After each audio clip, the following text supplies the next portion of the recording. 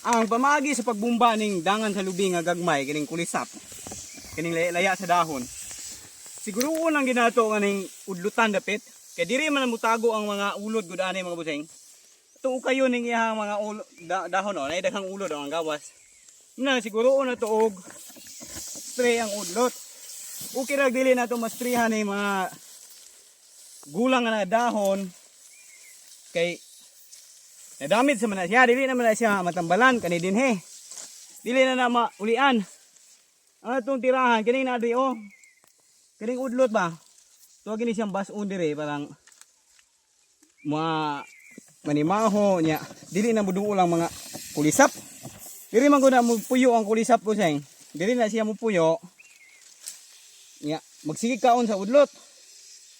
Kung dili na to mabumbahan diri dapita sa udlutan, magsigari nagkaon ko siguro na to bumba dinhi oh kaning gulang nga dahon.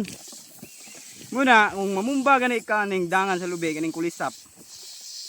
Siguroon yun nato ning dapit sa may uburan kay naa na siya nagpuyo diha mga busing, diha na siya nagsigig kaon.